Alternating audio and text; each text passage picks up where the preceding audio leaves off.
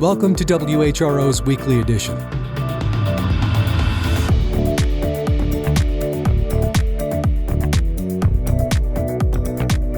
I'm Chuck Dowd in for Doug Boynton. In this week's program, Williamsburg and James City County School Boards have rejected a collective bargaining proposal for division employees. We'll check in with military reporter Steve Walsh as he sits down with a Virginia veteran whose personal and professional life changed in the wake of the 2022 Dobbs decision. We were waiting for this test that we can't even possibly get until after the deadline of which they want to say that you can't get abortion anymore. And it looks like it'll be a good weekend to get out and catch a flick as Old Dominion hosts their second annual Virginia Queer Film Festival.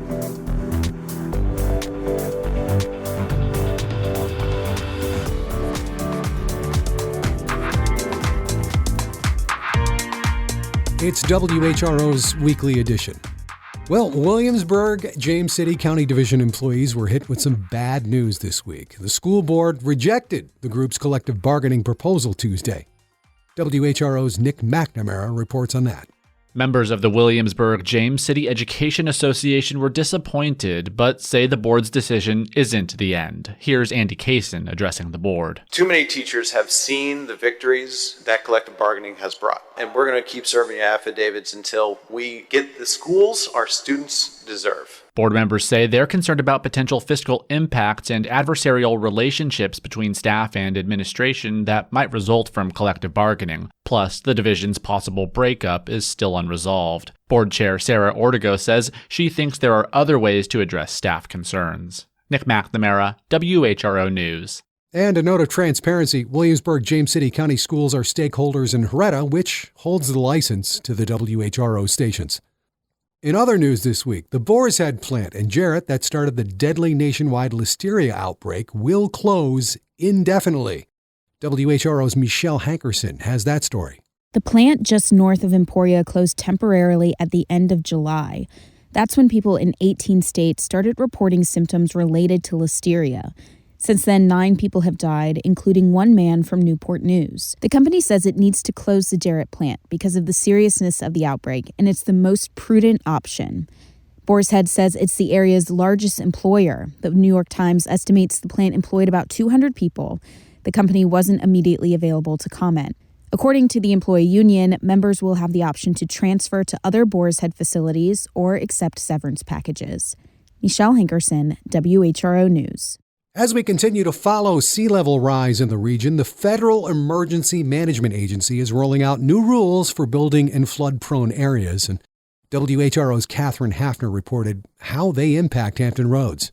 The goal is for federal projects to better account for future flood conditions, using the latest science on sea level rise. Here's Tessa Nolan with FEMA. If the federal government funds a project, we want to ensure that that project is able to withstand climate change and continue to serve its purpose. The agency says projects in risky areas have to be raised or use other flood protection strategies. Ben McFarland with the Hampton Roads Planning District Commission says because our region is vulnerable to flooding and gets lots of grant money, I would say, generally speaking, we will probably have to deal with it more than other communities. But he says some localities like Norfolk and Hampton already have standards that go beyond FEMA's. The new rules do not apply to private development or flood insurance. Catherine Hafner, WHRO News.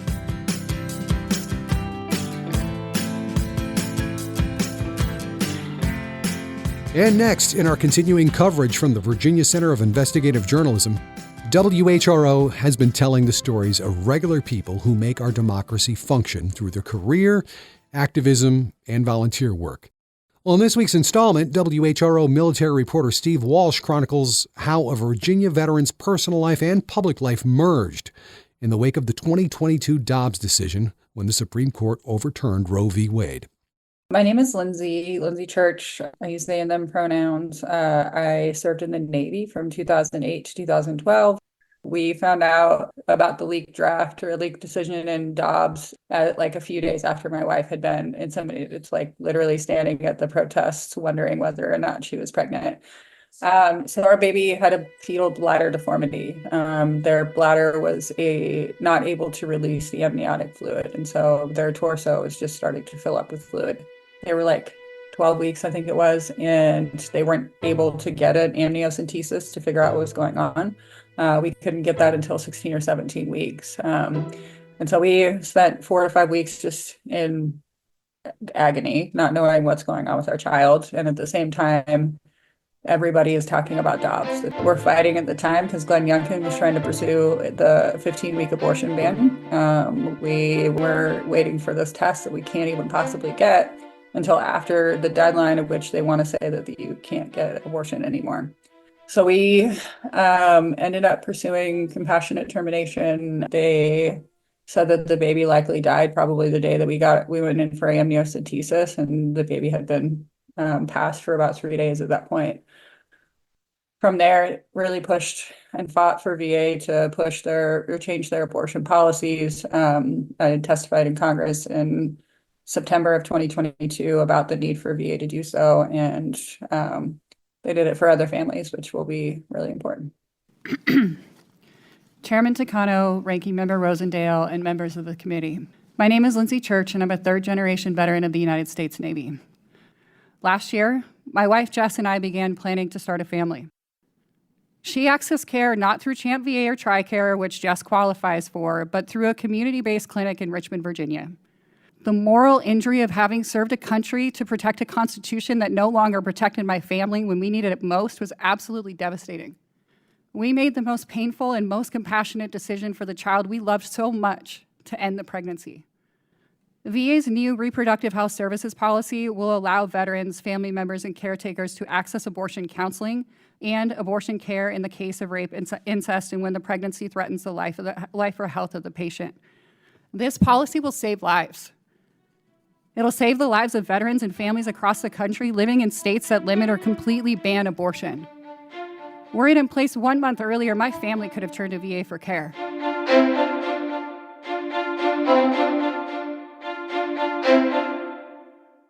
I got a call from VA because it was one of the advocates that was really loud to tell me the new policy. And I nearly cried just sitting there thinking about all of it. Not much of a crier, but if there was another generation that didn't have to fight like this, that had access to care, even though this state level laws are telling us that we can't have it, it's hard to say that everything happens for a reason. It doesn't. It didn't happen in vain.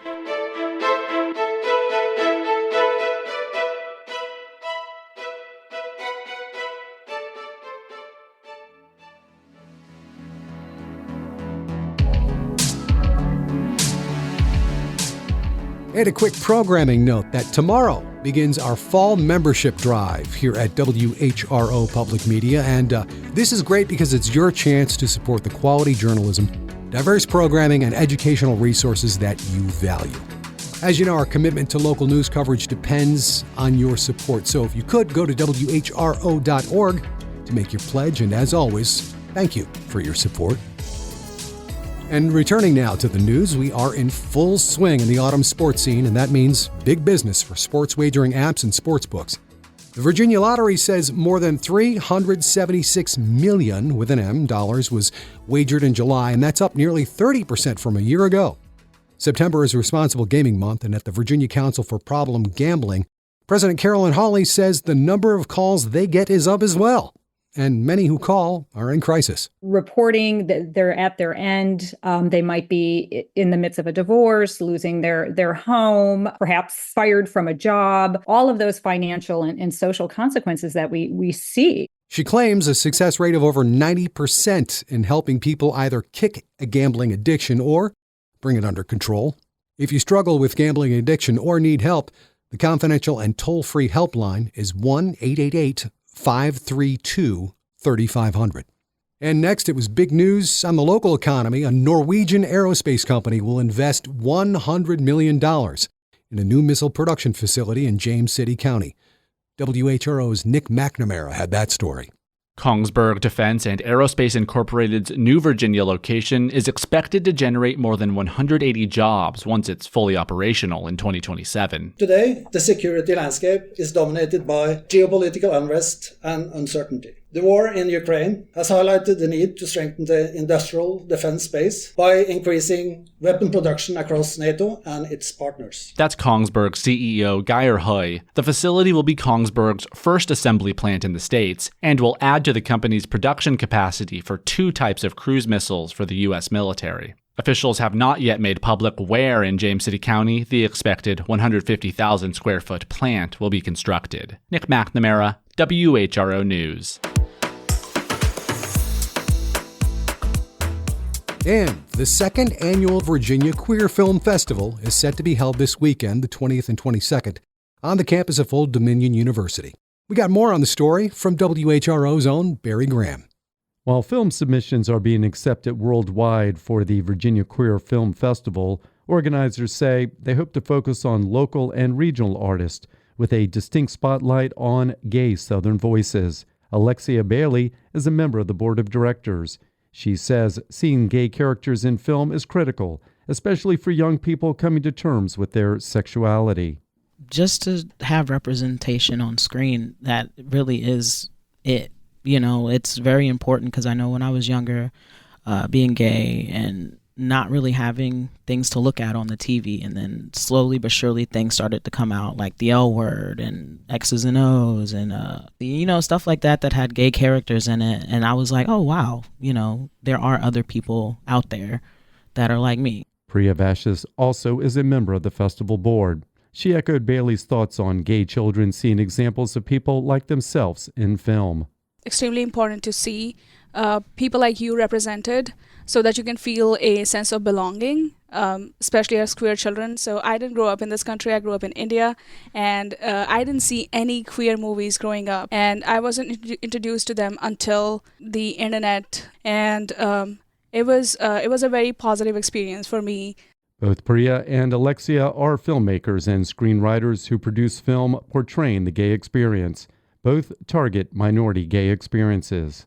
I have done 3 short films, and I just finished my first feature film script, but my films mainly focus on like the BIPOC LGBTQIA+ community, because I do feel like we are having more LGBTQIA content, but I do also feel like people of color are not as represented even within that queer community. So it's like, a box within a box. I focus my films on experiences of queer South Asians and queer South Asian immigrants. So that is also a minority that I have not seen represented on screen a lot. So I've made 6 short films so far. The 6th one is currently in post-production. Even though there's been breakthrough movies like Moonlight and Brokeback Mountain that did appeal to mainstream audiences, there still exists a lack of queer-based cinema, and even some gay-based films flop within the LGBTQ community. Bailey says that's to be expected. Could also be that's not their type of movie or their favorite genre, because it's necessarily in the LGBTQIA+ realm doesn't necessarily mean everybody's going to like it, because some people might like drama or some people like action, horror, what have you. So just because it's a gay movie, it doesn't necessarily mean that's everybody's type of movie, regardless of it being heterosexual, homosexual, what have you. And despite ongoing changes to how people see movies, the rise in streaming, and the collapse of the brick-and-mortar movie theater, Vashit says the future looks good for gay cinema. I think gay-themed movies will no longer be an issue. Just looking back, how far we've come in the last 30 years. 100 years from now, I don't think this will be an issue. I think it'll be gay-themed movies will be more integrated with the rest of the stories. The Virginia Queer Film Festival is this weekend on the campus of Old Dominion University at the school planetarium. You can find information at vaqff.org. For WHRO News, I'm Barry Graham.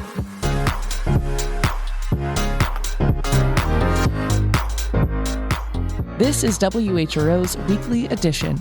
Remember, for any stories you've missed, you can visit us on the WHRO smartphone app or all social media platforms. Turning now to military news, a new report shows the VA is still struggling to adapt a new 3-digit suicide prevention line. For that story, WHRO military reporter Steve Walsh says inspectors recently found there aren't enough supervisors. In 2022, the National Suicide Prevention Hotline began using 988.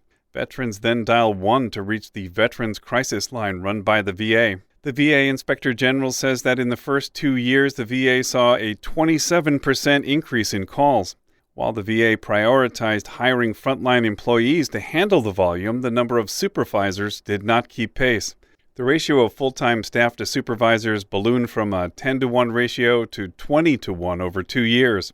The report found that 28% of frontline staff were not aware that they were eligible for counseling and care after handling difficult calls. Despite the attention from the VA, the suicide rate among veterans remains above the national average. Steve Walsh, WHRO News. Up next, researchers at William & Mary say the Chesapeake Bay osprey population is struggling because there's simply not enough food available.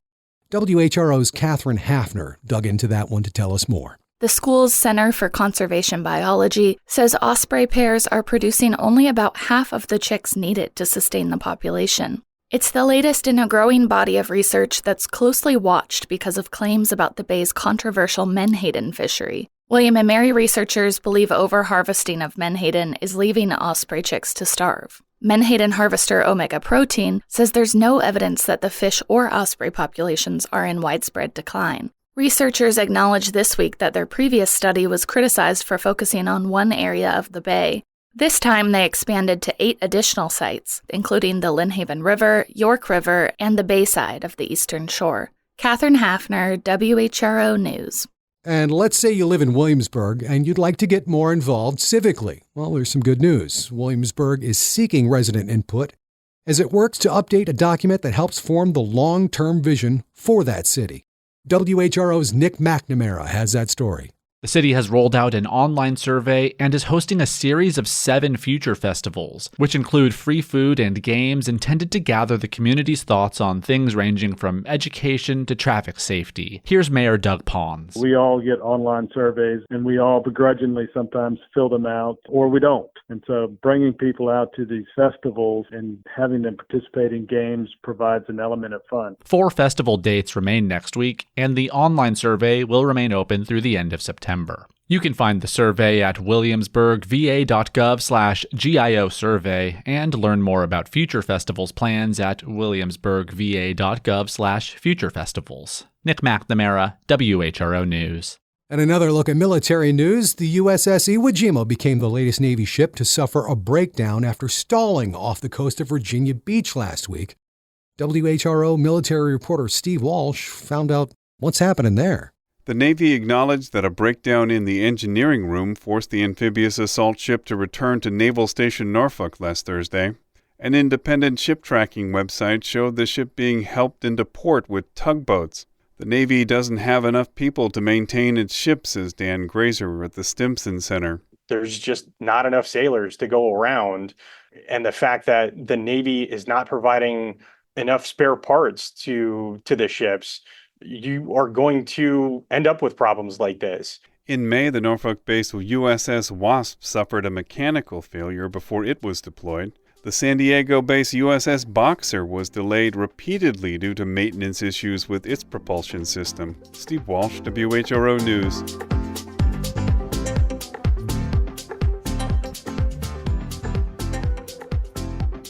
And finally, who doesn't love a good game of pool? Well, a pool player from Virginia recently competed in the U.S. Open Pool Championship in Atlantic City, and WMRA's Randy B. Hagee has that story for us. It's 9-ball tournament night at Gold Crown Billiards in Harrisonburg. The bright blue tables glow under hanging lights. Reggie Jackson from Stanton faces his first opponent, Jimmy Childs, who drove up from Botetourt County to play. Neither of them are used to having a reporter watch the game.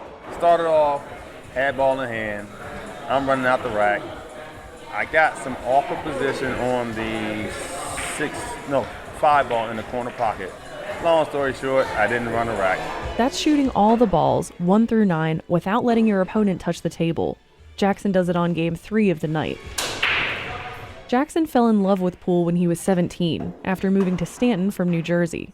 He graduated high school in 1993 and went to Rutgers University, where he continued honing his skills. I had a pool hall in Linden, New Jersey I used to go to and play every day. Honestly, I feel like pool actually saved my life to a point.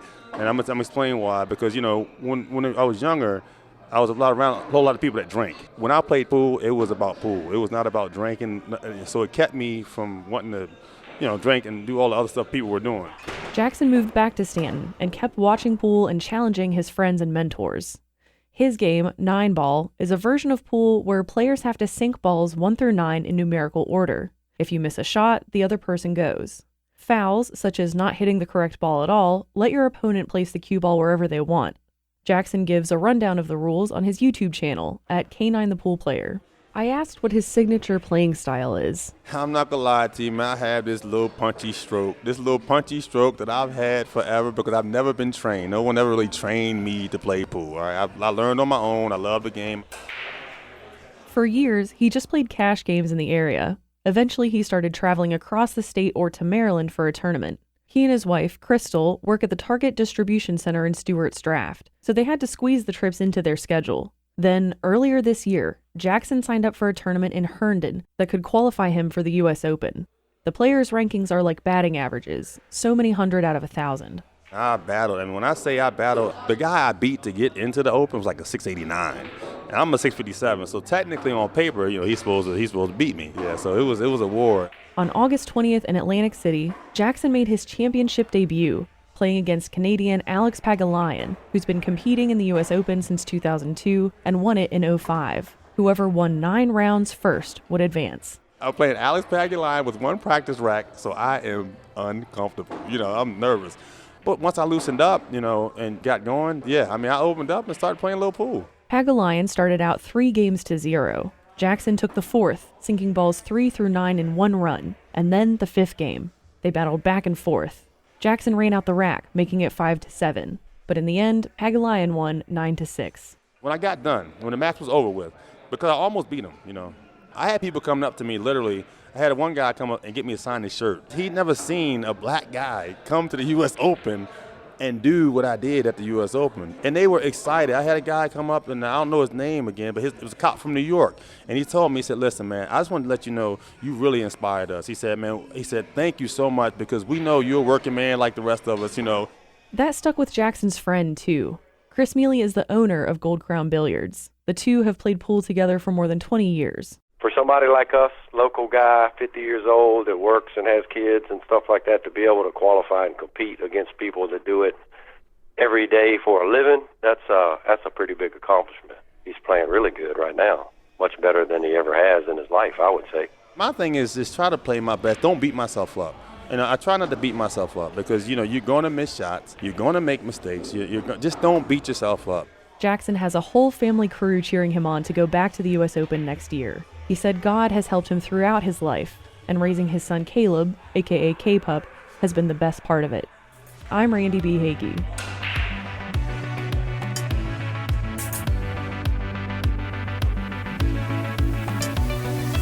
And that will do it for this week's edition of Weekly Edition.